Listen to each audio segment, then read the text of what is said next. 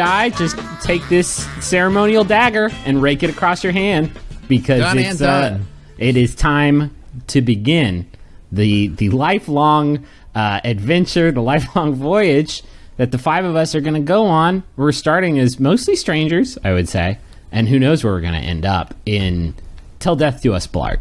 Hello, everyone. Welcome from Aotearoa, God Zone, the little country that could, 3-time winner of the Webb Ellis Trophy. Yep. It's New Zealand here. Tim. The little if country only we had something to brag about in America. I agree. The little country that's doing, in fact, I would call us. This is Guy Montgomery, also checking in live right now from New Zealand. Let's talk about this podcast, because we've been shopping it now for the better part of 7 to 8 minutes, and I feel like that's about all the time that we should spend on an idea that we are literally going to pursue for the rest of our lives. Correct. Hence the title. Hence the working title of the project. Tim and Guy, I guess we should ask you guys first. Are you sure that you want to sort of tie yourself down to another thing where you have to watch a movie on a regular basis? Do you want to just out loud once again so I can hear your beautiful Griffin McElroy voice say it? What are the terms and conditions of this podcast? We're going to watch the movie Paul Blart Mall Cop 2. We didn't touch on that particular codicil. Yes. It's got to be the dose. It's got to be the sequel.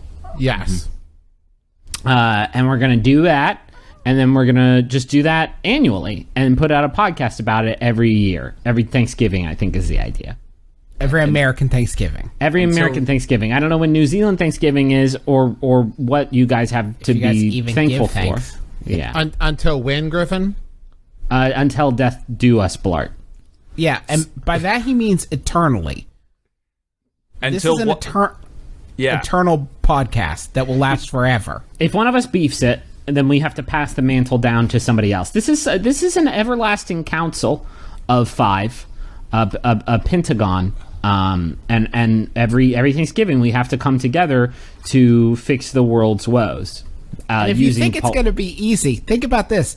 Every time one of us dies, we have to find someone who's going to make a life debt, a life pledge to the movie Paul Blart Mall Cop 2. It passes to the nearest person at the moment of your... The hardest part of this is going to be 150 years from now convincing someone to transfer Paul Blart Mall Cop 2 into whatever format people are watching videos at that point. Yeah. Exactly. If we had the impetus for Paul Blart Mall Cop finally being available on Hollow Mind, then I would be... What if they Paul Blart Mall Cop 2 becomes the definitive trailblazer? It is perpetually on the bleeding edge of technology. If there is a new kind of way to consume media, Paul Blart 2 is always the film that goes there first. It's and that's our legacy. And then porn. Yeah, it's the new pornography. Is that what the band The New Pornographers is all about? They made Paul Blart Mall Cop 2. Gang, do you think there are people who are listening to this who saw, the minds behind My Brother, Me and the minds behind The Worst Idea of All Time are getting together to collabo? This is going to be my new shit. I'm going to subscribe to it. And then they just heard me say that we're only releasing a single episode every year. Well, we've been very clear in the build-up because we don't want there to be any letdown. This is an annual holiday tradition for the whole family. Is there any salve that we can use to soothe their wounds, though? Because I feel like we're going to get a lot of tweets from people who are like, can't you at least do monthly?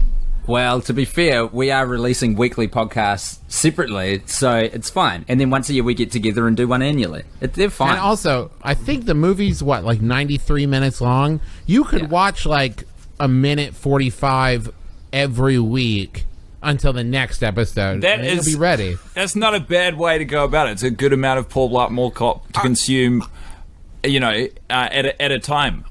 And in every minute 45, you're guaranteed to get at least 14 to 15 jokes. Can I kick this off? Can I kick this off right at the beginning and say, I didn't hate it. Oh, fuck off! Well, I think a lot of it might have been expectation. That's because the first. I thought I was going to. That's the first opinion that is going to be posited on this eternal podcast. Is I didn't think it was that bad. I think that's a good place to build from. I said I didn't hate it. It was a bad movie. I I kind of liked it, but listen. No, what the fuck? Yeah, I'll jump in this boat. Yeah, I didn't hate it either. Well, your guys' opinions are garbage because you consume garbage and have become part of the garbage pit. I wanted to kick the hornet's nest. Griff is standing on his pedestal pretty early in this conversation. Yeah, right? The two of you just spend your time climbing this big pile of garbage every week, and then you've been sunken into the garbage, and I don't even think you realize how deep you are. You're like the garbage people from the Labyrinth who pile the garbage on top of themselves. That said, I agree with you. I also kind of like the movie. Am I the only person who thought it was fucking filth? No, listen, it wasn't. Here's the thing, because we've got Guy and I come from a place where we have two sterling examples to contrast it against, and against both of those examples, one being Grown Ups 2, which we've seen at least 52 times a piece, and the other being Sex and the City 2, which we have now seen 38 times a piece. I can tell you, it's not as bad as either one of those films. I know that's not a high bar, but it meets it. A lot of people don't know this. Those are actually the only two movies you have in New Zealand. So it's not really that impressive. Those are just the only two. That and one Laserdisc of Cocktail, but you can't find a Laserdisc player Laserdisc. We hide that information from our listeners in America because we don't want anyone to know we didn't think of an idea, that we just got painted into a corner and started battling out. I heard a rumor that in New Zealand, and actually in a lot of the EMEA territory, Sex and the City 2 is actually called Metropolitan Power Women 2. That's just like the title over there. Can you confirm that for me? In all nations except for Australia, where it's got a title so brutal, I'm not prepared to say it on this podcast. But it has the C word in it a lot, just in the title. Oh no! Can I why does that happen sometimes? Because the movie that had Kate Upton and the lady that was in Knocked Up that played oh my god, I'm tanking. Katherine Heigl. Katherine Heigl was the woman who's Leslie Mann. And they were being cheated this is a good on. anecdote. The details aren't important. The reason they do that, Griff, is because if a movie bombs in America but they don't want anyone, it's like the shonkiest way to try and cover up garbage movies. So if we're Googling away the title of the movie, they're like, oh, they'll never find it. Little do they know, Google just redirects us to the American release title. In Europe, that movie was called Triple Alliance. And I think that's the best name for what was essentially kind of a romantic dramedy sex rom. In the plus column, you can remember that one. So that's got to say something for it. They did it with that Tom Cruise movie as well. It was called The Edge of Tomorrow, and then they renamed it. They just renamed it. Yeah, that was a different horse. That was a horse of a different and unsuccessful color. Can we rename Risky Business? Can we fucking start talking about Paul Blart Mall Cop 2? I want you to know, I also want to just jump right off the bat and say I had 11 solid laughs, and I wrote down every single one of them. I had annotated every laugh. I would love to actually. The L next to a note stood for a laugh. C stands for a clap. Applause break. Standing eye. You're waking up your wife and child. Everybody, get up! Did you see this movie? It was a good gag. So this, also a quick sidetrack before we get into the recap. Everybody's favorite feature of this annual podcast. Did anybody see Paul Blart Mall Cop 1? Nope. No. No. In fact, I watched the first 10 minutes and turned it off. Yeah, I think, Travis, you and I were in a hotel, and we watched the first 10 minutes, and it was so abysmally sad. I was like, no, I can't do that. And that doesn't hold a candle to the inciting action of Paul Blart Mall Cop 2. But what they've done in Paul Blart 2 is they changed the landscape. We're in a much more frivolous... We're in Vegas now. Vegas, baby. Not at the start, we're not, boys, because the opening 4 minutes of this film are potentially the most tragic... horrific. Is it not the most savage? Oh, that is my first note. It is... First off, real quick, people should watch this first, right? Like, if you're going to listen to a podcast once a year... Yeah, because we're going to spoil all the good stuff. Yeah. You're gonna wanna... You know what? Absolutely, I completely agree. Right now, pause the podcast, tune into Paul Blart Mall Cop 2. Have a whale of a time, by all means. This is pretty much us telling you, just before you listen to the podcast, have a good time on a roller coaster. If you were spelling whale WHALE in your head, you're about on the level of a Paul Blart Mall Cop 2 joke. Wait. Before we get into the content of the film, oh God. I do just want to point out that there were on my copy of the DVD. I don't know what you guys got. I actually went to a Redbox and rented it, and on the DVD, they had 6 trailers, and this is not a joke. All 6 trailers were films that had Kevin James in them. Oh, wow. Well, they know their audience. There's probably not a lot of people who are like, I don't care for Kevin James, but Paul Blart really gets me. But, like, it's statistically impossible. None of them were old movies. None of them were especially old movies to be on a Paul Blart Mall Cop 2 DVD. The 6th one was just Kevin James saying, could I have some money, please? There was a Grown Ups 2, and I got sentimental watching that trailer. Nice. There was a Here Comes the Boom, which I can't believe that movie fucking exists. Oh, yeah. That's one where he's a teacher and his school loses all the money, so he becomes a fucking ultimate fighting champion, but it doesn't seem like it's pure comedy. Like, there's scenes where he's like, I gotta do this for the kids, and he looks like he's punching and fighting. 6 movies, Kevin James in every one. This is my overwhelming complaint about Paul Blart Mall Cop 2. Yeah. Why are you into the overview? I'll get there. Okay. Okay. As Tim mentioned, the first 4 minutes of this movie were like the writers forgot what the continuity was and had to go back and in 30 seconds write something to set the table for this film, because it's the most savage fucking opening for any. If like I don't know, Anton Chekhov play had begun this way, you would think, that's too dark, Mr. Chekhov. Can I tell you something? I think this is a slight. I like to read the IMDb trivia on any movie that I enjoy as much as I did Paul Blart Mall Cop 2. And so the woman who was his, apparently the wife in the beginning, right, where they're like, so spoiler, she leaves him after 6 days. And it's the woman that, like, he spends all of Paul Blart 1, like, in love with and everything, and then they get together at the end. Said the person who'd secretly seen Paul Blart 1.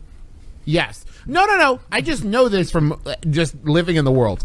And people are coming up to you on the street. Oh, let me tell you about the ingenue that plays the romantic lead. Listen, I live in Hollywood. All we talk about is Paul Blart 1. And the reason that she, like, her schedule conflicted with the movie, so they couldn't be in it. So what they did was they had her divorce him after. The writers went, perfect opportunity. Oh, she can't do it. That it just seems unnecessarily cruel to the person who's the hero of your movie. We see Paul Blart absolutely come to pieces as a human being. It appears to completely blindside him. He is at his lowest ebb, and we're talking like the movie has literally just started. And then what happens? Then what happens, Travis? Then his mother gets hit by a milk truck. And what I would call a very graphic scene. Yeah, I was really shaken by that. Yeah, and not just like hit by a milk truck, like they do a little table setting on the like her getting hit by a milk truck where she's like talking to an adorable little puppy or something, and then she gets hit by. Like, and I think the line is like, he's like, my wife left me, but at least I got my mom's. No, you don't got your mom's, because milk trucks. And I think in the middle of that came my first laugh, which is when Kevin James gets slapped in the face by a little kid. Yeah, I laughed at that. I had a good old belly laugh. That's moving on from this agony, and that's what sets the tone. I pause it, and I have 52 calendar weeks to really refine this theory. But I think there's a shadowy figure pulling the strings in the first 4 minutes of this movie. Love where your head's at. Like he's a Job being tested by God. I could see that. Yes, his wife divorces him and turns into a pillar of salt. I would also, my first thought after that scene into the rest of the movie, my first thought was, oh, he's had a mental breakdown. None of this is happening. Well, that's what the Shadow Man wants.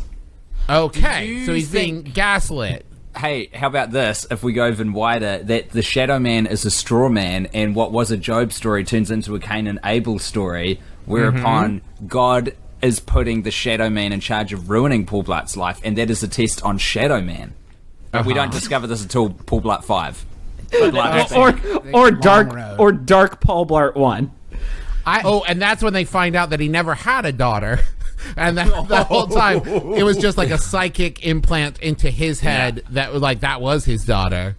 I'm still working on it. I think it's undeniably that is exactly what the writers of Paul Blart Mall Cop 2 were going for, and then within 4 minutes of writing it, they were like, "Oh god, this is a different movie. This is a different one. The Shadow Man can't get to Nevada for whatever reason." I like to think that the writers wrote this, and then they were like, "Well, are we sure about this?" And then one of them just pulls a cigar out of their mouth and says, "It worked for Up." Print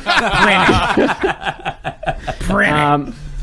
I hate to bring the exposition to a pause for a moment, but we're going to be doing this for the rest of our lives. Can I suggest that we find a better way to refer to the film other than its title? Because Paul Blart Mall Cop 2 is a real mouthful. PBT. There's a lot of really complicated mouth shapes that go into like producing the sounds PBT. of Paul Blart. PBT. Paul Blart 2. Paul Blart 2. Paul Blart 2. PBT. All right, I like that. Or PB2 would be... Two's a longer syllable than T. What? Yeah, no argument there. It's nice to say. PB2. PBT.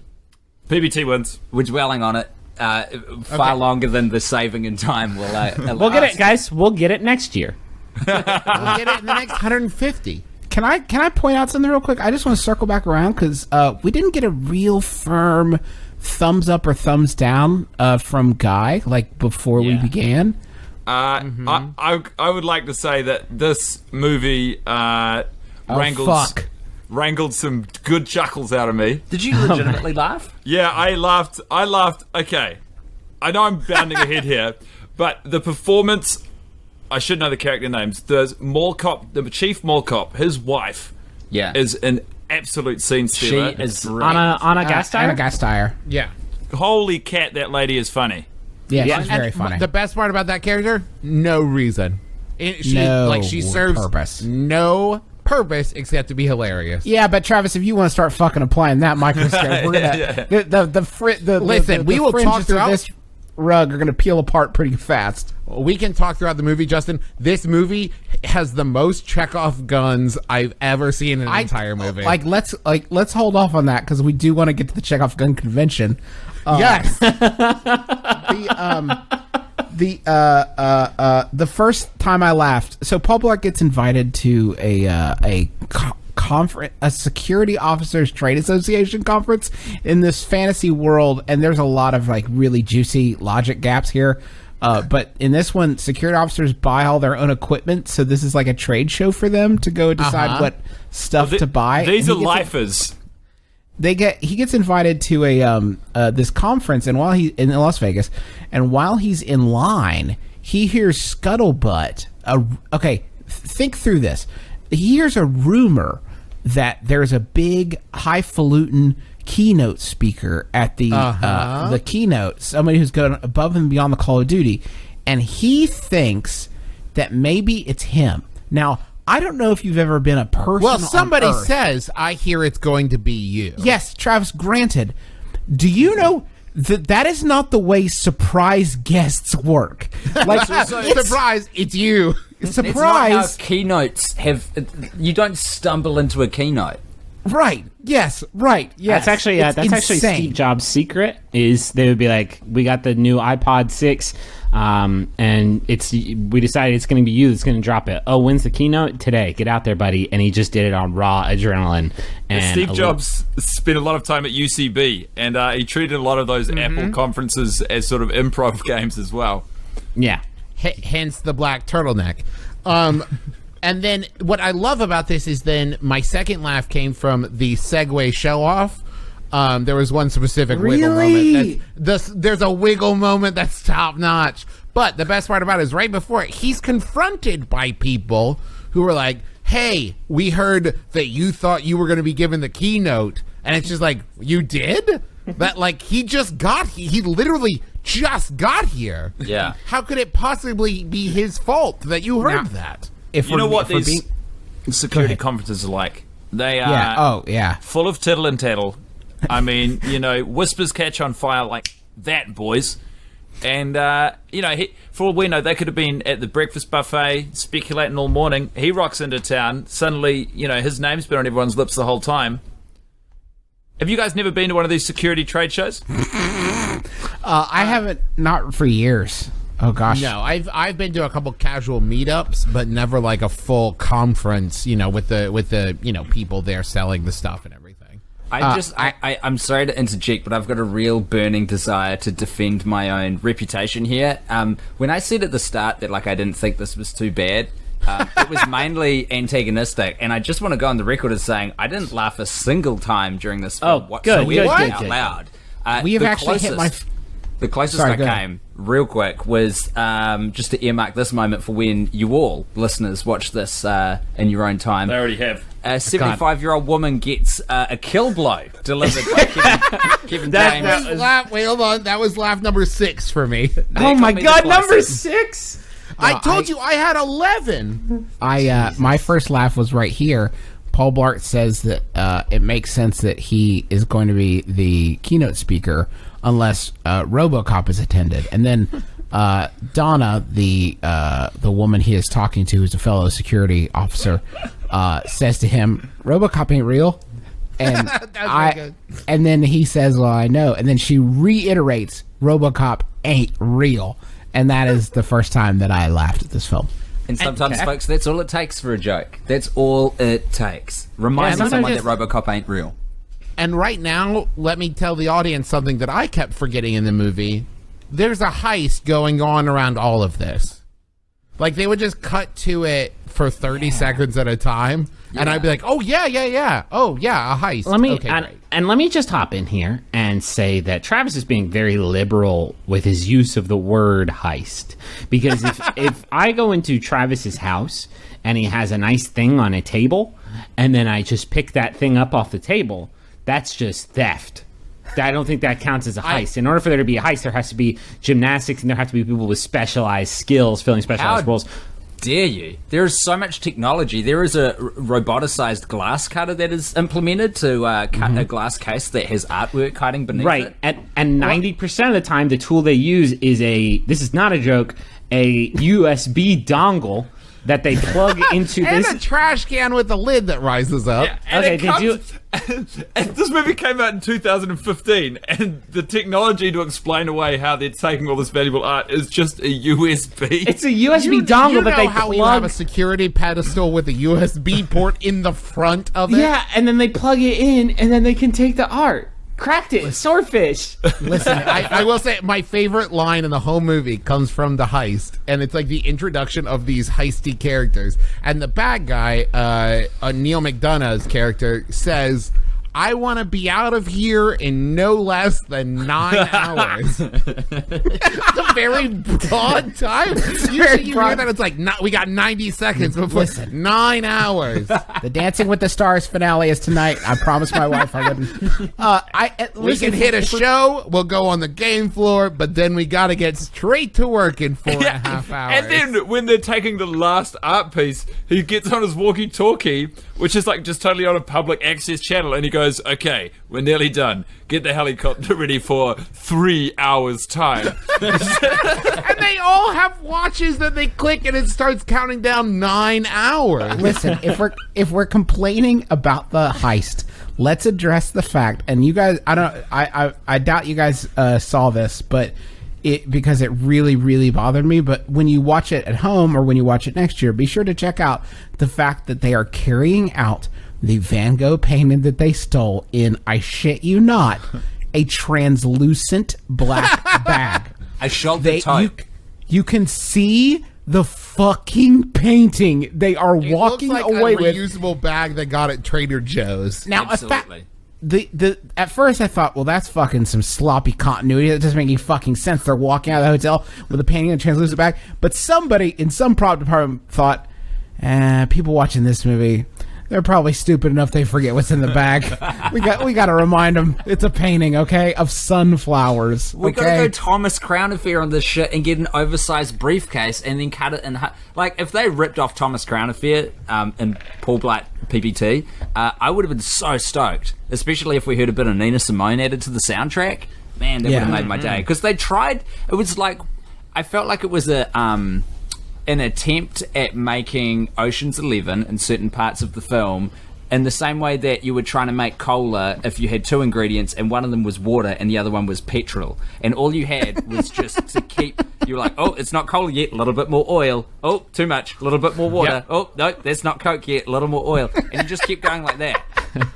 Well, okay, you have hit on, and this, I think now is the appropriate time to talk about my overriding problem with Paul Blart Mall Cop 2, is that you are absolutely correct, because you have water, and you have petrol, and you have comedy, and you have action, and sometimes Paul Blart is an amazing action hero.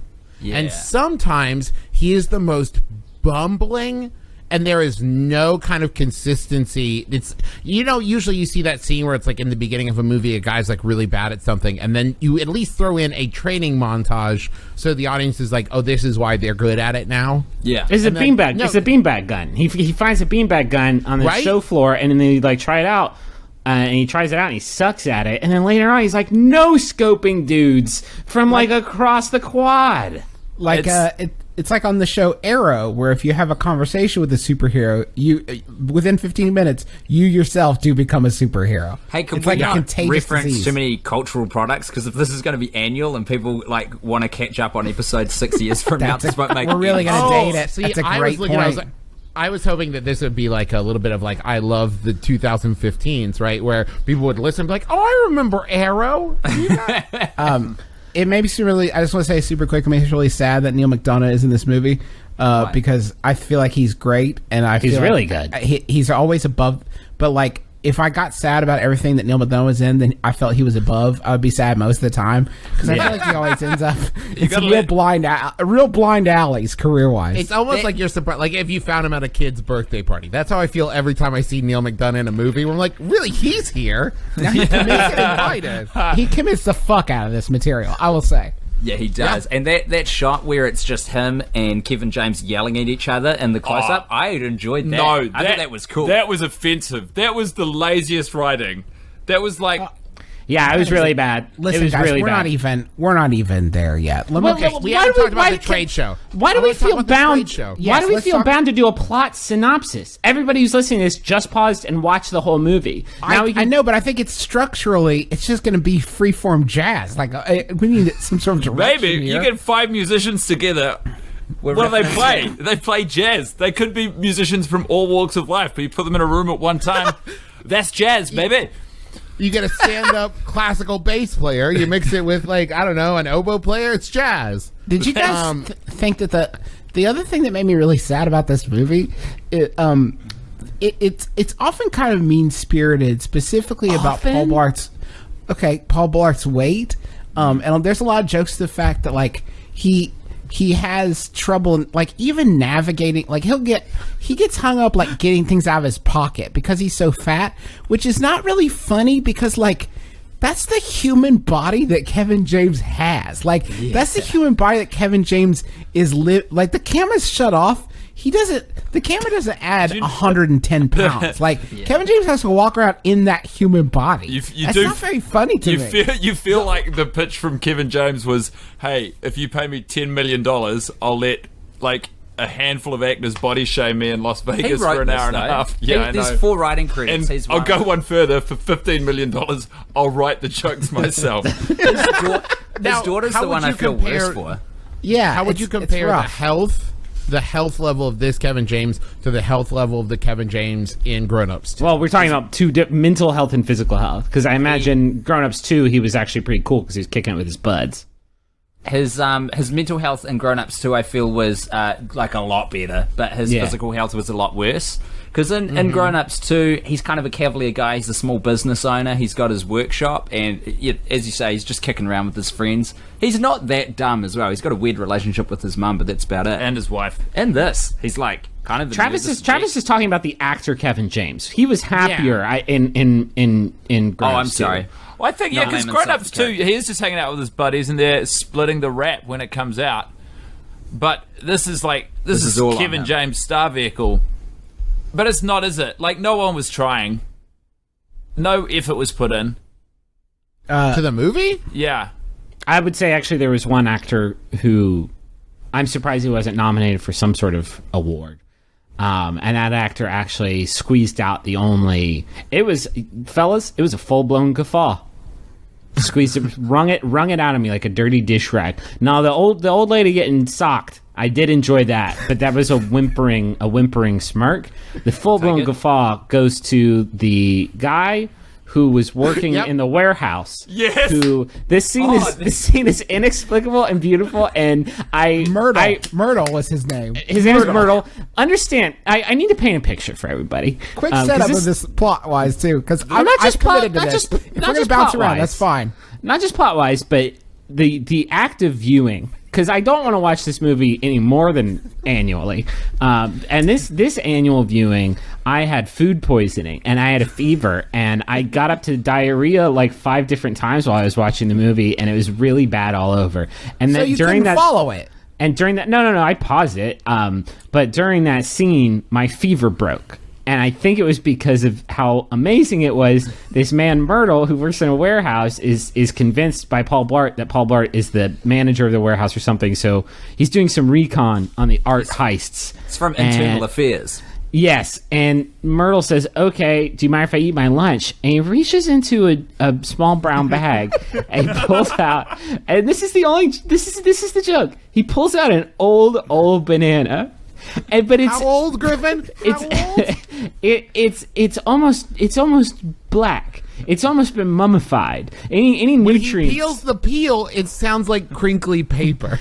And he just eats an old. Oh, guys, this banana's so old. So that is funny. And what's more is Kevin James actually was he the one who milked the guffaw out of you?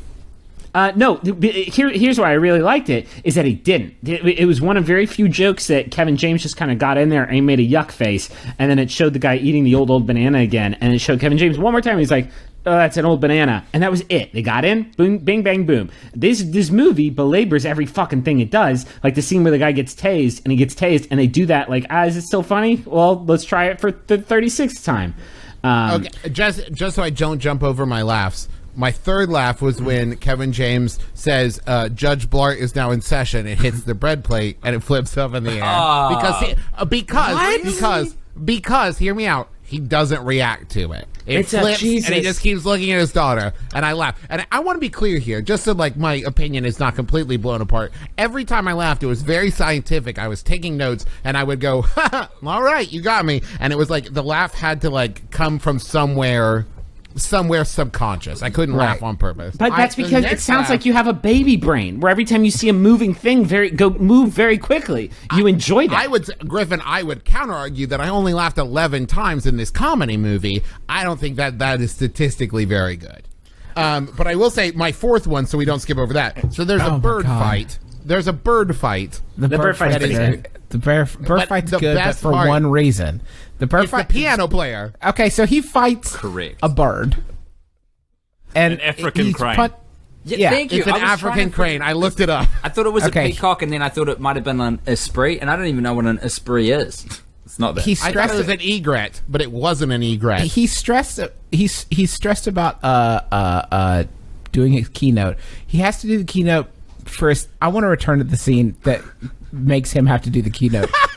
Because it's fucking the craziest thing I've ever seen in a movie. Just for a little bit of color, the woman in that scene that you're describing at the bar, Adam Sandler's wife, Jackie Sandler. You're sure? Oh, really? Yeah. Okay, now we have to remind me to go back to that. But anyway, he's very stressed about it. And there's a bird that's giving him the stink eye, and he starts fighting a bird out on the lawn. And now that is not a funny scene with that part of it. Like if you were to watch that part, and probably in the trailers, I'm sure, like not funny. But the thing that is choice is that there's a guy playing piano watching the entire thing of a very large man fighting a bird, and he's just playing the hell out of the piano as if people were having a nice cotillion out in the credenza. Like nothing phases him. It's insane. Totally give you that one, because I like that sequence. I enjoyed immensely because the piano music is playing over the entire scene and just underscores it all. And Paul Blart keeps looking over at this piano player for help, and the piano player makes that subtle move that should be the only movement you ever see out of a very like high-class, expensive hotel piano player, which is the friendly nod and acknowledgement. Yes, sir, I see you. Welcome to the hotel. And like Kevin James is like, can you help me with this bird that is killing me? And the guy keeps just smiling and nodding politely and richly, and I love that. If we did this in the way that you guys do your show weekly, like where mythos tends to develop around extraneous characters, that would be the one that I would be obsessed with. Because what if has that guy seen? What's he seen? What if that's the Why shadow? Why is he so empty and cold? What if that's the Shadow Man? Ooh, I like it. He wanted up front row seats to his next ruination. But this is why. Sorry, go on. He just didn't want to interfere with it. It's a hands-off science experiment. My favorite part of this theory, Griffin, is he's in this like scuzzy kind of backstage green room. Not scuzzy, but like, a green room. And he opens a door into what is titled the Tranquility Garden. And it's like, it looks like some sort of weird, like if you thought you were in heaven, but turned out it was actually hell because nothing ever changes and a bird attacks you and a guy plays piano.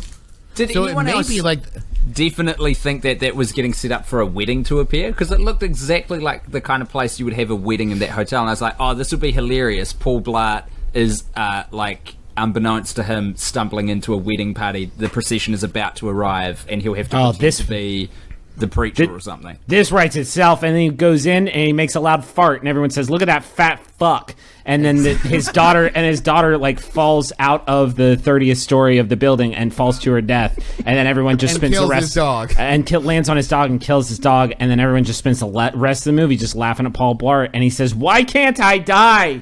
Yeah. And then he gets on a Segway and he rides it out of the hotel and he gets hit by a car and he's just lying on the street in a pool of his own blood, still alive. Yeah, he can't die. But then, like, the whole, oh my god, and then the convention lets out, and every one of the mall cops runs out on their Segway, and each of them take turns running over his balls.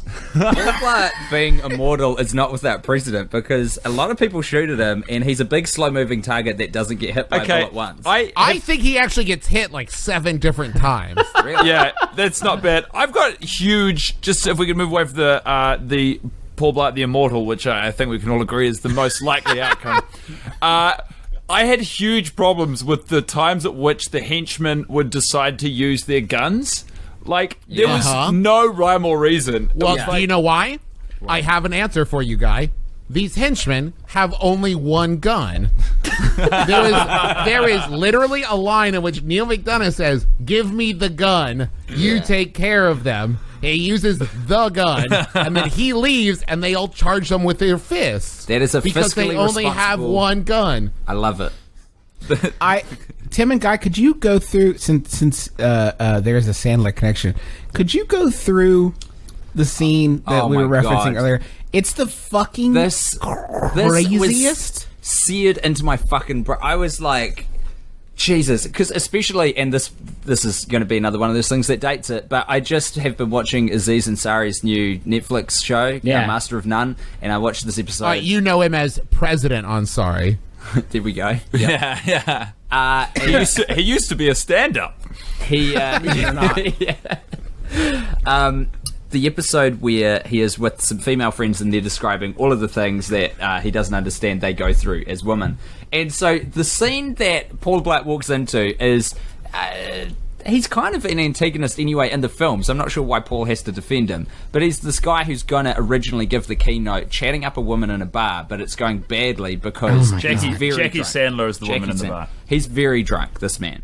Nick is his name in the movie. And to put it in context... This kind of scene shows up in comedies a lot, where it's kind of the guy who just can't win and he's kind of a loser, and then the other guy steps in and makes him look good, right? Like, so what happens is Paul Blart walks into shot. We see him. He spies the scene. He says, "Oh, officer needing assistance," which I took to mean, "Oh, this is kind of cool. Kevin James is going to take him away and stop." Yeah, like act like a decent human being. Do the socially responsible thing. Because Nick is coming on super strong with a woman he's just met at a bar. She verbally, out loud, says, like, "Please go away. I don't want any part of this." Not being coy. It's not going to happen.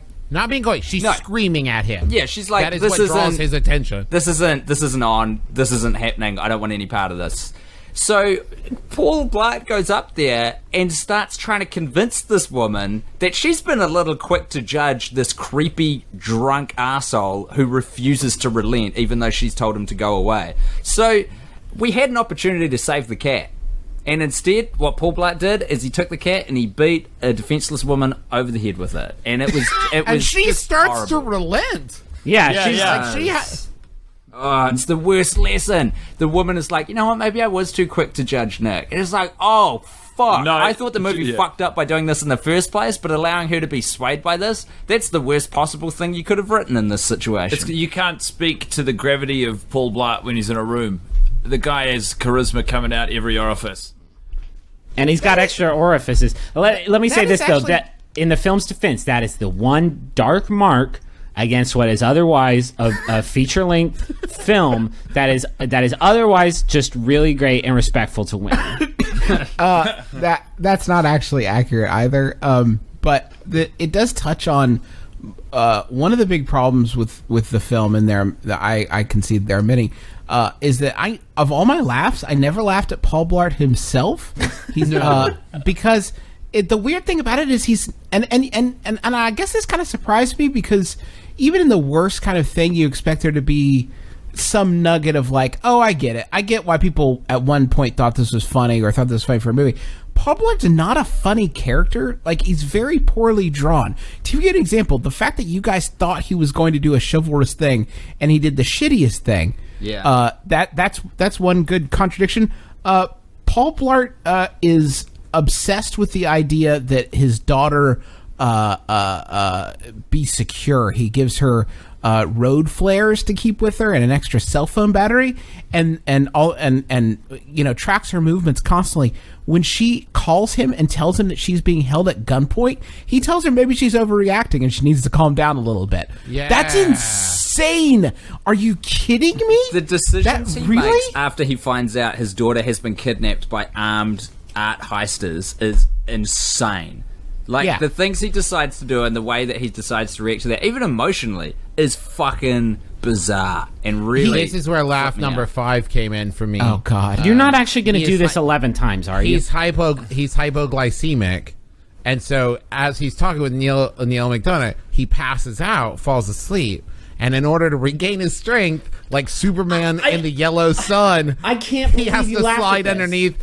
He has to slide underneath a little girl's dripping ice cream cone. And the reason I laughed, this was actually a secondary laugh. Teresa, who was watching it with me, said, "Man, I'm just glad he didn't steal the little girl's ice cream." And she was so relieved that was not the solution to the problem that I laughed my ass off. It very easily could be, such as the moral ambiguity of the Paul Blart character. Yeah. I am 100% on side with Teresa on this one. I genuinely thought he was going to take the ice cream, and I was like, no. And then I just shook. I looked at it through clenched hands and shook my head as he just lay on the ground, as Kevin James pretty much just took a money shot. Yeah, pretty much took a money shot. Yeah, totally did. Again, that's his real human body. That was really Kevin James, you guys. They really dripped sticky pink cream onto Kevin James's real face. That's his face that he has for life. This movie could have been 90 minutes of Kevin James lying on the floor while a baby dripped sticky cream on his face, and it honestly would have been about the same thing. Like, you really would have gotten it just watching that. And probably a bigger success. Yeah, I would have seen it in theaters. It certainly would have been more, that would be something different, wouldn't it? Kevin James, bankable physical comedian Kevin James, releases a 95-minute footage of a slow drip of ice cream on his face in monochrome. Buy us a ticket. It's just that's where we're going, though. This is the way that Adam Sandler treats Kevin James, the way Kevin James even treats himself at this point. It is bear baiting to the max. Like, his next movie is just gonna be him treading water in a giant toilet while like hundreds of people take turns shitting into it. Like, that's gonna be it. We jumped over a weird, crazy plot hole that I wanted to touch on real quick because they do it twice with no comment. So there's this dude named Lane, right? That was like a valet or like a bellboy or something that like Paul Bart's daughter takes a shine to, Maya, and they hit it off, and he invites her up to a party in like one of the suites. And she says, "Is this your room?" And he says, "I'm friends with a bunch of the housekeeping staff, and they let me know when a high roller checks out early." So Such she a shitty excuse, by the way, that I thought he was working with the thieves. Like, I assumed that's what was happening. Yep. And so then she gets a call, right, from Paul Blart, leaves a voicemail. So she goes to listen to it, needs to find a quiet spot. Yeah. Opens a door from the party filled with 45 teenagers and 20-somethings into the art heist room. Like, oh, you guys were in here the whole time. And sees Neil McDonough pointing a gun at somebody. Yeah. Like, in the next room. Like, they had adjoining rooms. It's never referenced, but it's actually a very boutique hotel. So they all share a foyer. Yeah. Well, there are only 3 rooms in the hotel. I mean, so the likelihood of that happening is higher than I think you allowed for. But did they leave their front door unlocked? Did they do the thing where they flipped like the latch out? There is an door. It's an Airbnb where you rent the room, but you're still living with other people. There isn't even a door. She walks past a hallway and looks in through like some sort of arch. Yeah. Like, do you not have so houses where you're her. from? That's how a house works. What boggles the mind is that, from a filmmaking point of view, that's a pretty fucking easy fix. Put a hallway in there. You know what I'm saying? Right? You could probably do that in post. They capture her, and then Lane comes wandering in, seemingly 5 minutes later, and then Neil McDonough goes, well, this room's compromised. It's like, yeah, you're not closing the fucking door. Yeah, Lane just wandered in, and then like, well, now there's 2 of them. Now it's an issue. Yeah, you're close enough to the party that you can hear their 2 Chainz. Like, I think that your shit is compromised already. 2 Chainz wasn't always a politician either, by the way. 2 Chainz was once a rapper. He didn't start off being the head of Department of Education. Once he was just a humble rapper. If we could talk about Lane for one quick second, please. The timeline on Lane, by the way, is also fucking crazy. Right. From a continuity standpoint, Lane is working and he checks in to the hotel with Paul Blart.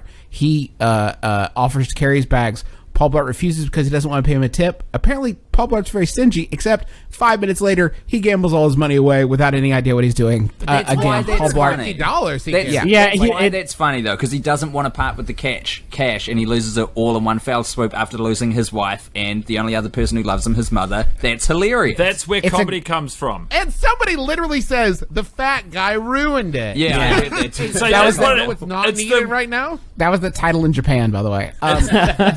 But anyway, Lane is working there at the hotel. He takes the bags. Then later, Lane is at a party, which I'm assuming is very late in the evening, and Lane is still at the hotel. He buys also meets his daughter by the pool in the middle of this. So he's no longer working, okay? And then Lane gets her a gift, and it's a Wynn snow globe because they're at the Wynn Hotel. So Lane said it was either that or sunscreen, which implies to me that he only had the option of the gift shop. So oh my God. To recap, Lane is working at the hotel. He checks in the bags. Lane is many hours later at a party in the hotel. Lane can only buy her gifts from the gift shop hotel. Yes. Lane is a prisoner of the Wynn Hotel. Okay. Look, kind of one more. It's one of 3 things. One more step. He's a spectral prisoner of the Wynn Hotel. He was murdered there in a passion, and he can't leave. But Does anyone interact with Lane that's not Paul Blart's daughter? Oh, shit. Shit. Does Paul actually talk to him? He might be the ancestral ghost of the Blarts. Okay, no. What if he can only become corporeal? What if he can only become corporeal when there's a heist going on? Wait, what did Guy say? he's the spectral security system. They talk about that on the trade floor. The trade floor. I'm going to throw this out there. We'll get to the trade floor. How we're talking about the trade floor. I'm taking us there now. I think it is a stroke of genius for Happy Madison to throw a scene that involves a conference in a trade hall in there, because do you know how many goddamn product sponsors you can put in a trade hall meetup? A shit ton. A lot. Oh, God, I didn't even think about that. 511 Tactical Gear. That's a real company, guys, so I'm assuming all the other ones were too. No. Not only that, but the writers could write in, like, this is his cue. This is his Q division. Chekhov's gun. If you see a gun in the first act, then it'll be used, in the second. It's a Chekhov's gun convention. There's no jokes in this part. It's a trade show for people in the security industry, and he's literally going table to table, and people are just telling him, like, here's something to use later when you're fighting. They might as well be looking right at the camera. Yeah, right. It's like, here's a gun that shoots marbles. Really? A gun that shoots marbles? Not more effectively than a handful of marbles thrown on the ground either. Yeah, Like, I just want to be clear, that's a failing product. He would not get Shark Tank approval. But they address that later in the film when he goes to use said gun and it doesn't work at all. So that's fine. This is a part of the movie that's interesting because it's when they tread the boards of being like, you know what, I know this is a comedy, but it's also an action comedy. So we're going to go full action in this bit. So they use all the tropes of an action movie against this backdrop of the rest of the Paul Blart universe, where it's like we should be impressed, akin to in the first Matrix movie when he enters the Matrix and sees like all the shelves of guns that get created and he has to pick out his weapons for the lobby scene. It's like that's what they're trying to recreate in Paul Blart, but you're just kind of like, where are the fat jokes gone? These are just some weird weapons that won't work in any situation. Well, that's the weird thing of like when he's with the other security people.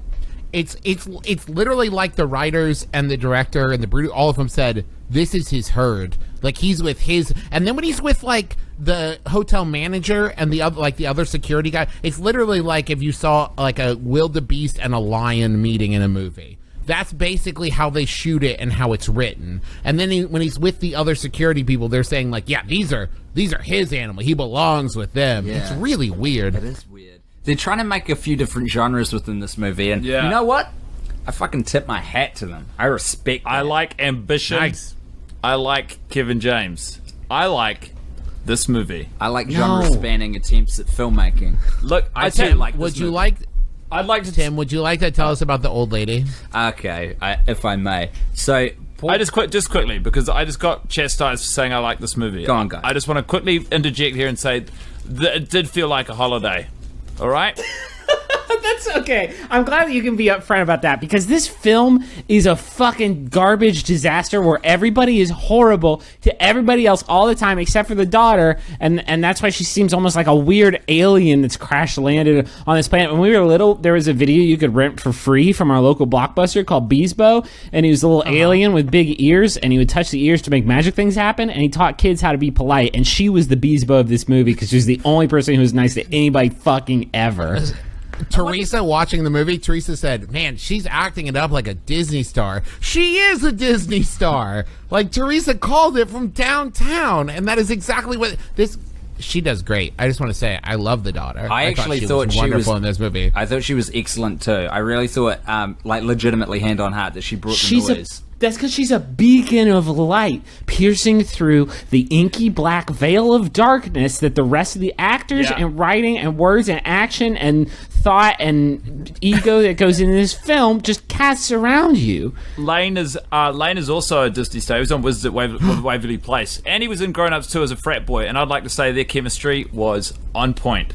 And now... having qualified the fact that I found this movie perfectly tolerable while I was watching it, I would like to throw the floor to Tim to describe the old lady. Yeah, I'm trying to remember the timeline. His daughter's gone at this point, right?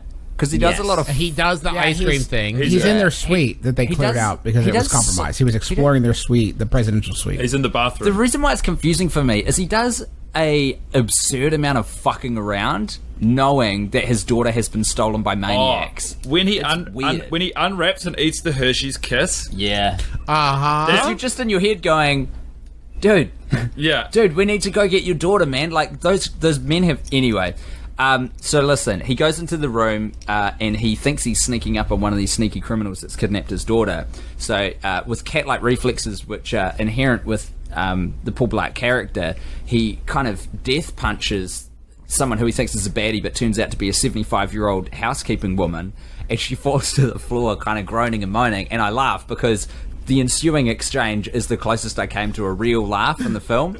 Because she keeps she keeps apologizing. She keeps it super professional. He keeps going, I'm so sorry I hit you. And she's like, no, it was my fault. I shouldn't have been sneaking around like that. He's like, are you she okay? does say my second favorite line, which is, it shifts the focus from my arthritis. Right, yeah, do you want me to call it anyway? Oh, she's so good because he just keeps up this thing of like, are you all right? And she goes, no, look, it's okay. She's been like mortally wounded here. Yeah, like, no, that was a limit break death blow final punch. And that was laugh number 6 for me. Oh my God. That one was well earned. I'll give you that one for free. Tim, you said that was the closest you came to almost laughing. Did you see the banana scene? The banana scene was good. That was one of those scenes where I could enjoy the humor from an intellectual point of view, but it didn't elicit that kind of belly. Well, this launches more of a thinker, huh? More of a thinking joke. I was like, bananas inherently funny. Old bananas even funnier. Yeah, who's thinking of this? Who's writing this stuff? I wanted to say that was a Sandler note, right? As long as we're that was copying 1,000% a Sandler note. As long as we're copying to laughs, I want to get the last one off my chest, so that way I can be clean of my sins. There is a very early scene, actually. It's not a confessional, bro. I've got 5 more. Okay.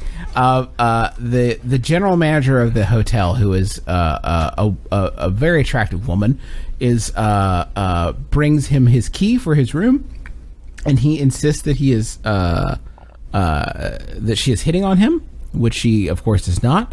And she goes back. Well, now, why'd you say? Of course, I wonder. Because he's a bigger man. Because he's a bigger man. That's why you said, of course. Because there's nothing in her behavior that would indicate that, which people know because they just watched the movie. She goes back and tells the very, very handsome head of security about the situation that just happened.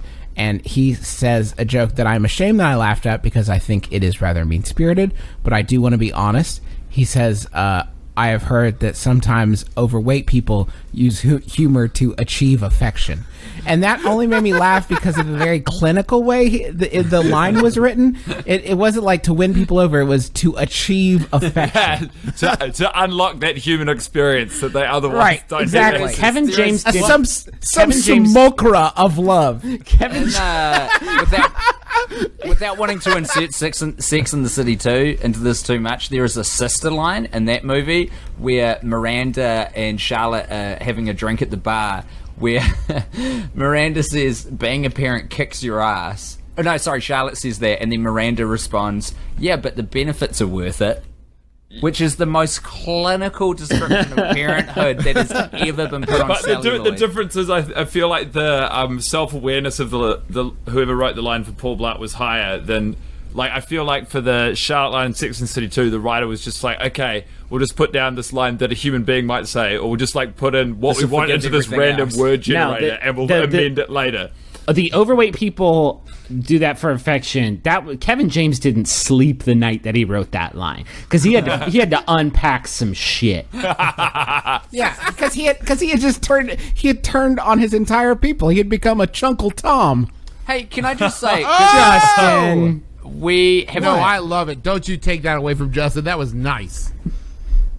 So he punches. No, wait. I heard Tim or Guy start to posit a thought. What I want to we were going towards a point, which is the woman and the heading on Paul Blart and whatnot.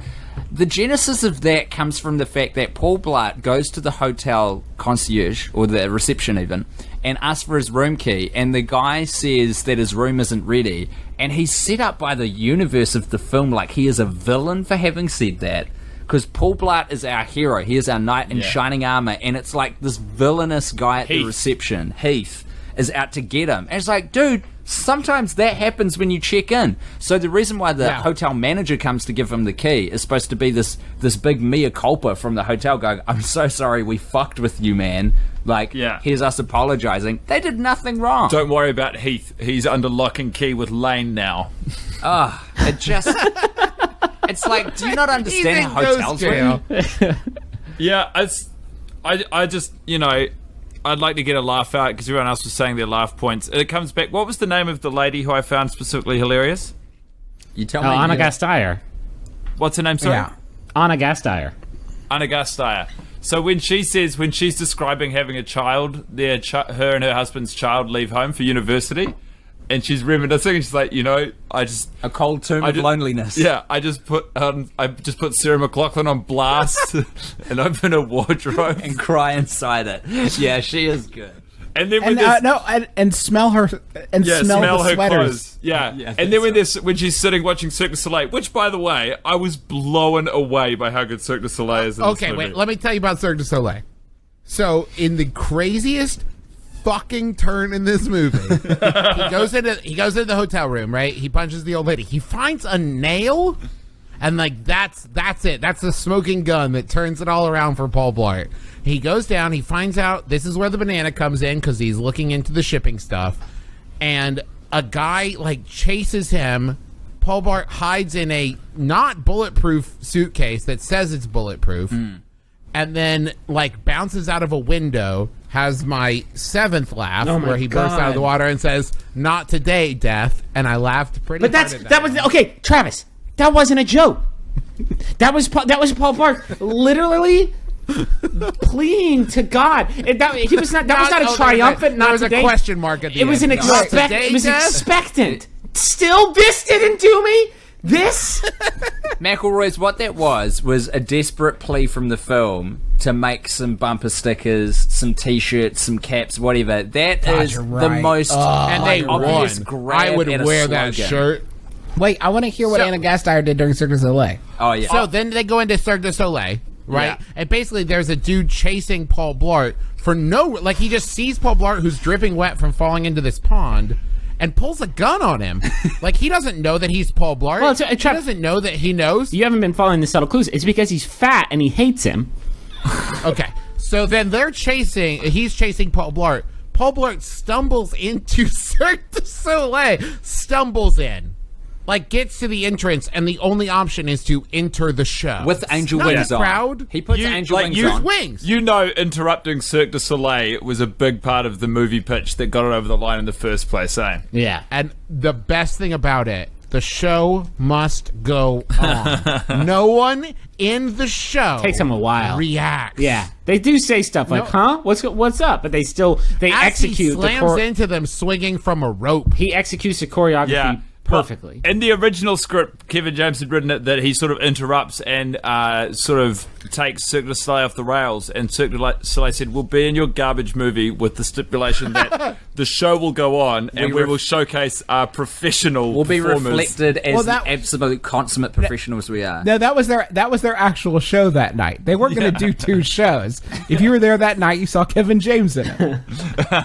That would be what would push in real life, going to see Cirque du Soleil. If Kevin James did appear in it, that would be what would push a great night out at the theatre into a whole new sphere. The kind of garbage people who take their family vacation to Vegas, which is an excuse for dad to get sourced and spend the holiday money on the slots, that is exactly what I would expect.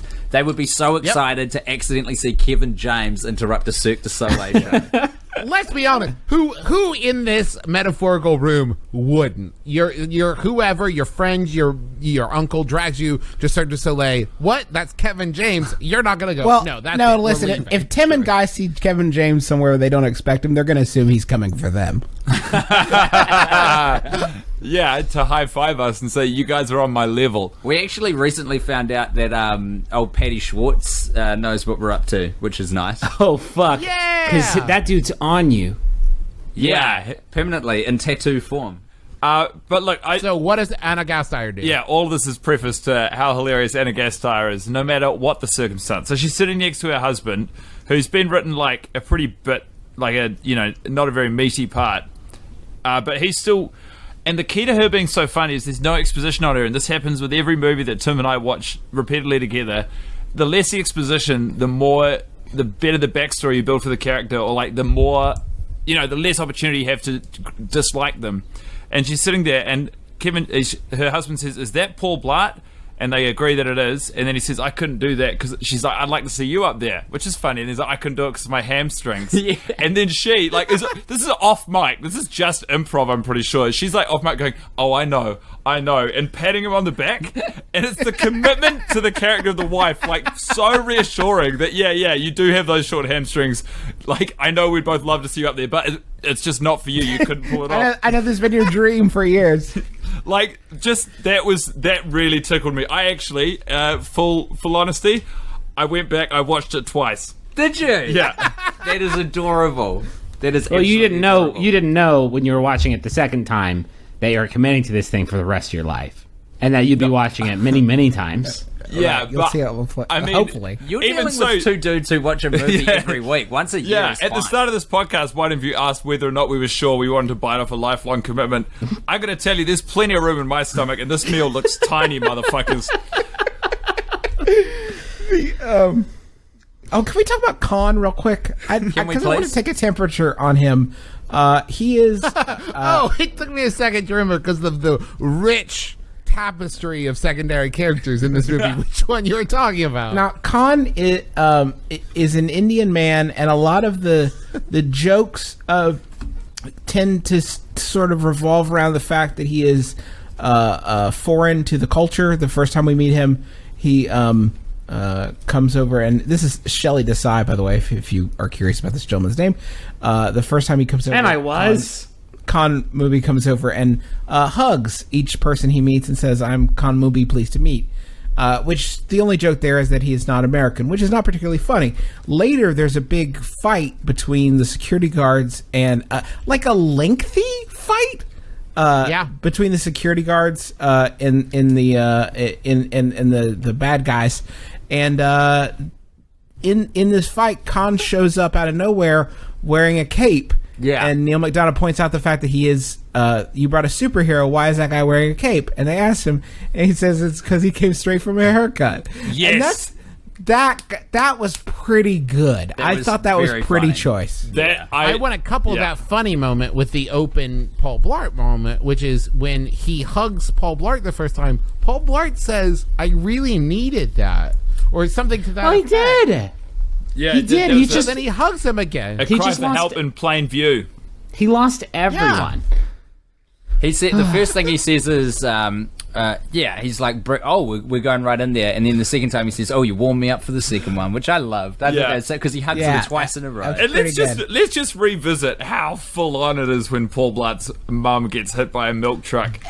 I didn't see it coming. The tone of the movie doesn't suggest it's going to happen. It's kind of like terrifying when it does. It really hit me hard. It's very jarring. And it was very and then in the I guess what you could say, sort of one of the emotional climaxes of the movie, Neil McDonough doesn't try to kill Paul Blart with a gun like he should because he has one.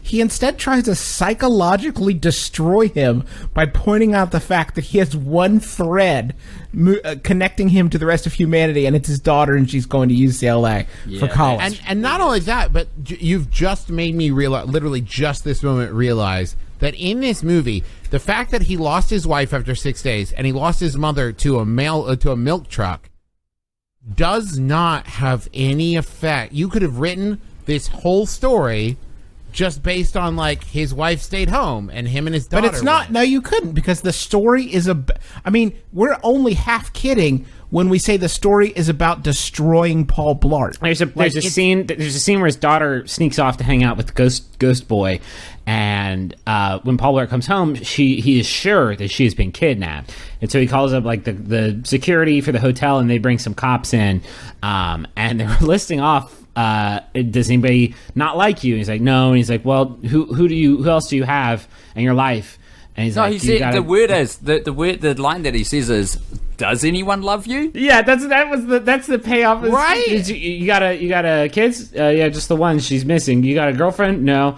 God, does anybody love this guy? Like, shit, dog, that's ice cold. Yeah, man, he's a cop who's just met him. Like, Paul didn't do anything to him, and his daughter's just been kidnapped. As far as he's concerned, here's a cop who's walked into a kidnapping and just starts railing on this fucking dude. Yeah. Now, it is a kidnapping, by the way. The only context they are given is that his adult daughter is not in the room when he thought she would be.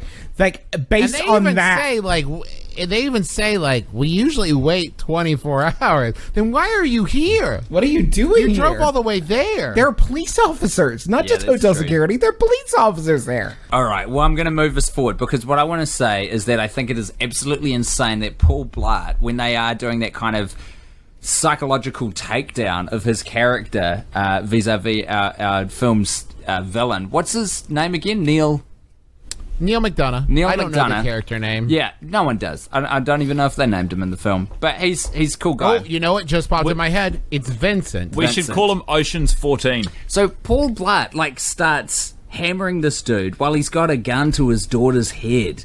He starts coming at him hard. He starts antagonizing him needlessly. All he needs to do is give him the painting and he'll get his daughter back. But he doesn't have his daughter at this point, and he just starts like having a go at this dude. Yeah, he's cold and dead inside. He's not afraid. It's crazy. Ocean's 14 is a model of ineptitude. So he's doing this big art heist, and while it's a miracle that he got away with the way he did, like they're doing this in plain view. His henchmen are literally running around with guns in front of all the other patrons at an Airbnb with gun and fake guns, translucent and so theft bags. Yes, they're doing it. They are so close to getting away with it. What do you do if you're doing this art heist? You take the art, you get it in the chopper, you kill the hostages because they've served their purpose, and you leave. You don't take two 18-year-olds with you in the chopper to deal with for the rest of your life. Lane.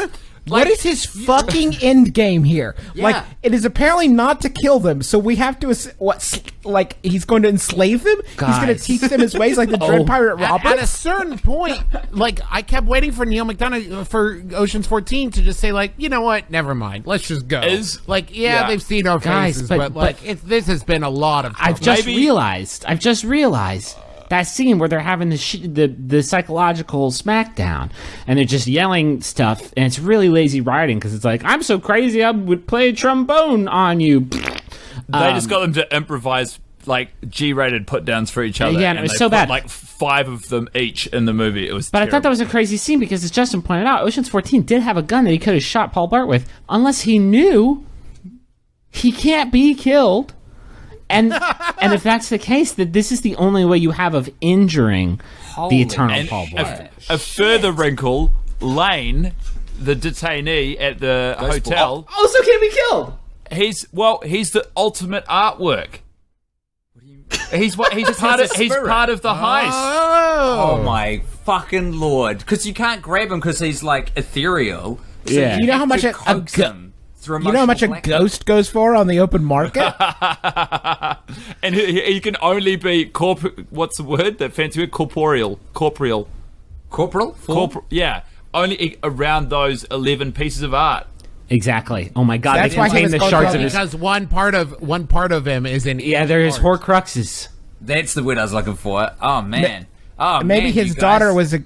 Maybe his daughter was a ghost too, because she also got hit by the milk truck. How's your day, Paul Blart? Not very good, it seems like. Oh my I'm glad God. you asked. That would change every time he was like, "Give me my daughter." What are you talking about? So, listen, I want to do a quick roundup here because I feel like we've explained a lot of the problems I had with the film, which was Paul Blart's perceived imperviousness to pain. He gets hit very hard by cars and stuff, so he can't be killed. That explains that for me. The cars, by the way, I do have a note on my phone where I was taking notes in the Notes app in my diuretic fever dream, that the cars in this movie are all very clean. I took the time to write that down. When you enjoy your watch, clean cars. Let me just. I'm gonna run through my laughs real quick. Right. Oh God! Okay. God, no! Tim was about Number to close. 8. Tim was about to put a nice bow on it. Can you save him for? Wait, Trav, can you just save him for a year? No, I'll forget them. So he comes off of Cirque. He stands in front of a giant fan and screams. That was number 8. Jesus, that sucked. There's a whole running thing where Mini Kiss is performing at the hotel. No. And there's a great 10-second scene. Can I guess what your laugh? Can I guess what your laugh is? Is your laugh when he says, "Do you guys play Beth?" And they say, "No, we don't play Beth," very sheepishly. And then one of them says, "I told you we should play Beth." And the other one says, "Not now, Frank." Yeah, that was a pretty good moment. Bad joke. Boo. Number 10, the third taser out of 6. No, there were not 6. There were 75 fucking tasers in that scene. You're a dunce. But the third time he does it, I laugh. You make enough of a living off our comedy podcast that I could safely call you a comedy professional. And you're talking about these things. And then the 11th, the final one, is when he references the good security guy at the hotel and says, "You should be with him." Oh, he's full on crying. And it cuts back and he's just bawling. Oh my God. I laughed pretty hard at that. You're an interesting guy, Travis.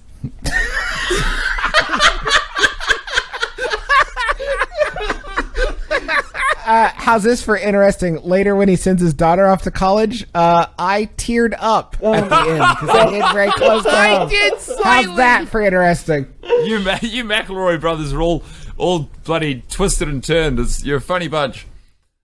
By the way, I just want to read out, I thought this was very funny when the email came through. I just want to read this out. This was Griffin's description of his viewing experience before we did the podcast. I took a screen grab of it, Griff, because I thought it was so funny.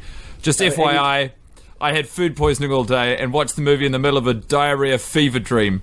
Highly recommended viewing experience. So to hear you rail against the movie with this much conviction after giving it what amounted to 2 thumbs up to me. Well, I watched that movie and I was purged of every fucking organic cell in my body. And my fever broke during that good banana scene, but then I got sick again later that night. Fuck you, Paul Blart 2. You have no staying power. I thought you'd imbued me with some of his eternal magic that the Shadow Man so desperately wants to get his shadowy hands on. But no, you couldn't even spare a fraction of it. Tim, can you please? Oh my God! No, please let Tim tell his. No, Tim has a point, and he's been trying to make it for a while, and I want to hear him put a little. Oh, listen, this is gone, baby. I was just trying to kind of wrap everything together. Someone had a big question for Tim, though. All right, Travis, please just say your big question. I can't talk about this. I got to do this again in a year. We got to wrap up. Question: did you guys find the ending satisfying?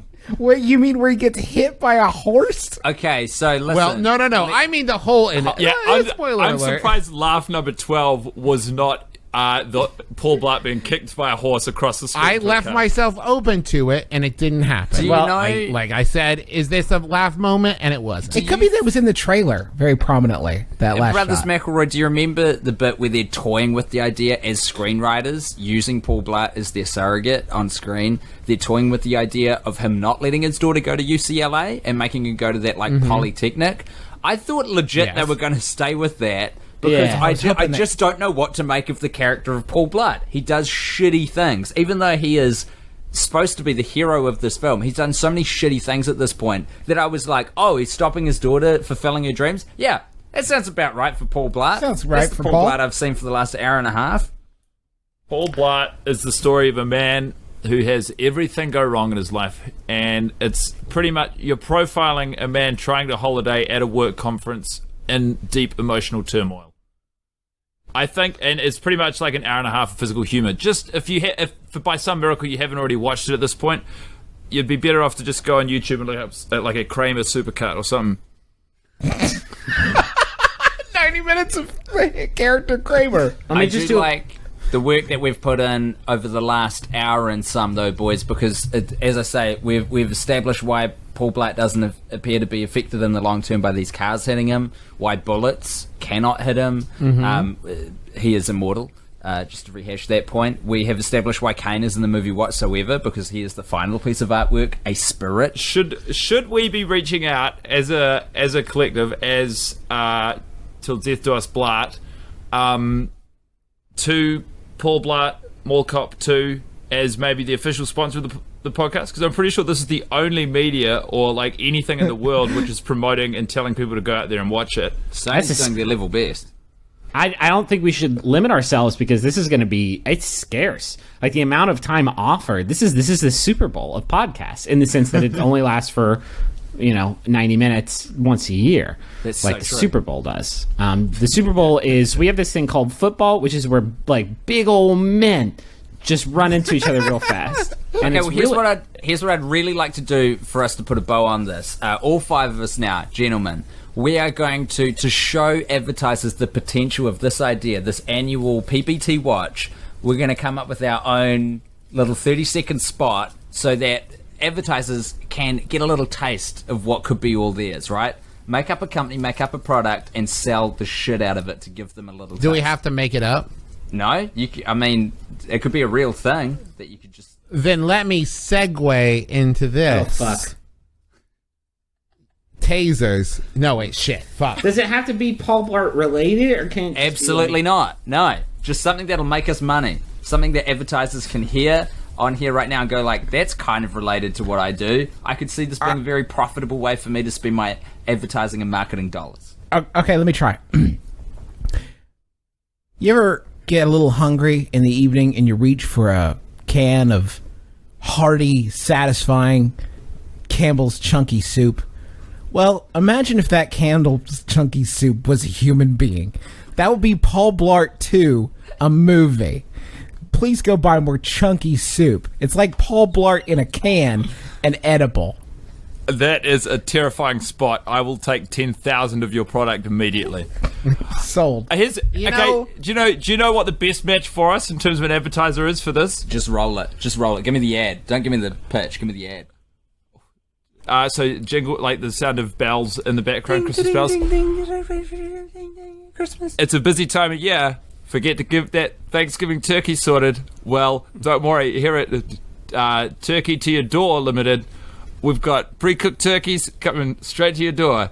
If you're listening to this podcast, that can only mean one thing. It's Thanksgiving. The holiday season can be tough for families, and all they really want to do is eat a turkey. So call us up. We'll send you a turkey. Who likes turkey? You do. Let me segue off that. The holidays can be a really tough time for families. Hi, everyone.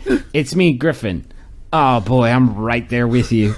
I don't have much of a product to sell. Just drink a lot of water, and if you need to, just sneak out of the room for a while and take some you time. And maybe think about watching Paul Blart Mall Cop 2, now on HD DVD. That's right, bitch, it's back. Okay, here's mine. Well, we've almost reached the end of our podcast. Have you thought about what you'll do when you reach your end? Unlike Paul Blart, someday you'll die. Unless you end up like Lane. Unless you end up with Lane, at which your body will die, but your spirit will continue to haunt the halls of the Wynn Casino. Which is the opposite of Paul Blart. Now I think about it, because his spirit is long dead, but his body shambles across the face of the earth as it will until the death of the universe. So when the Wynn Hotel is demolished and you see one very old man outside shouting, "You can't! There's a ghost in there! You're gonna kill him!" What about Lane? Did anyone check on Lane? Griffin, can you bring us home, Griff? Can you just wrap this thing up? Hey, wait a minute, I haven't done my ad. Okay, Tim, yeah, do your ad, Tim. Sorry. Hello, it's Governor Tim speaking. It's me from the future, and here's the thing, folks. We're on the cusp of great social change in this beautiful country, which I've adopted as my new native land, America. And what I'd like to say is, we got to legalize the heck out of cocaine. Remember all that time we spent when we said that marijuana was a terrible thing, and then we legalized it, and it turns out it was a great idea? Let's go further, America, because I believe we all have it in us. Cocaine. It'll make you feel like a Paul Blart of a man or a Lane of a spirit. Pick your pick. Hi, vote yes on Proposition 48. I'm Tim Batts, business partner and life partner Guy Montgomery from Turkeys to Your Door Limited. We're excited to announce a new product called Turkey Cane. Same old turkey taste, but some of that patented cocaine zip.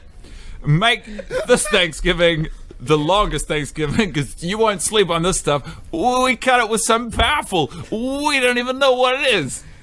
Do you like that scene at the end of the movie where he gets kicked by a horse? How would you like to be kicked by some horse? Nice. Justin, Travis, Griffin, Guy. Yes. This is me rounding off. Who wants to say a little It's sermon? Griff's show. No, it's not. Please, it's a shared experience. It's a shared psychosexual experience. I just want to give the email in case people have questions for us or stuff we can read on the next episode. Yeah. It's tilldeathdousblart@gmail.com. You can get in touch with us there and just share your thoughts and feelings, and we'll be sure to check those out next episode. And hashtag deathBlart on Twitter. If you want to get at us, just tweet the hashtag deathBlart. Yeah, but no content other than the hashtag. Well, we would like a link to the iTunes page, please, that we definitely have by now. It seems like a good investment, because we'll know every time we get the email from the web host, the name provider, that we need to record another episode of the podcast soon, probably. Yeah. or they're going to shut down our account. Shit. I just want to say I've really enjoyed talking to you guys. It's a shame that I won't be able to talk to you again for another year. It sounds like Griffin's got something to throw into the mix. I just thought about, will iTunes shut our feed down if we don't release an episode for a year? Really? No, we'll be fine. Then we will go Wolfpack on this and put some silence on there once every 6 months. And we'll ask for donations to support the mini episodes, which is 60 seconds of silence. If you have any feedback, send it to the tips line. We're very follow us at Till Death Do Us Blart. We're very active on the forums. We're always constantly shifting and changing because if we're like sharks, if we stop for a second, we die. Yeah. Any ideas for segments you'd like to see us revisit or new segments? I'm going to go out on a limb and say right now, actually, that till deathdousblart.com, I reckon I will have bought that URL by the time this goes out. Well, it'll be a race to see if who buys it first. But yeah, this has been the end of the pilot episode. I'm a little worried about episode 2 because I feel like it's kind of harder to really we nailed this obviously, and it's harder to really stick the landing on 2. Well, we'll be like most holiday fare. We'll be doing most of the same jokes again next year. They'll just seem fresh to us and you. Yeah. Hey, and I just like to wrap this thing up by saying, you know what I'm really grateful for this holiday season? Oh, we have to do that. Yeah. You. Oh yeah, thank you. You listening at home. I thought you were talking about like us. No. That's why I had to say listening at home because I didn't want you McElroy brothers to jack the thankfulness I'm directing to them. I want to say that I'm thankful for Paul Blart Mall Cop 2 for teaching me how to laugh again. 11 times. I want to say I'm thankful to other podcasts that we're all on. If this is your first time hearing any of us, us three McElroys do a show called My Brother Me. It's an advice show for the modern era. And our friends from New Zealand, Tim and Guy, do a show called Worst Idea of All Time, where they have watched Sex and the City 2, I'm told, 38 times at this point. It's a very long film. Before that, they watched Grown Ups 2. And that's a much shorter film, and I think it was better for them, as somebody who cares about them deeply. But you can listen to all those on iTunes. I would like to say that I'm thankful to my domain provider because I've just bought fucking cool, quick. I also just signed up for Till Death Do Us Blart at Gmail. So okay, perfect. Cool. Now we can never split up because each of us have half of this best friends forever necklace. Every year, prenup, boys. Every year we snap the two sides of the pendant together, and it weaves a spell that allows us to talk across oceans and continents. And now, Griffin, give us that famous sign-off line that you do every episode. Not today, Death! See, it works because the 5 of us are still alive to record another episode.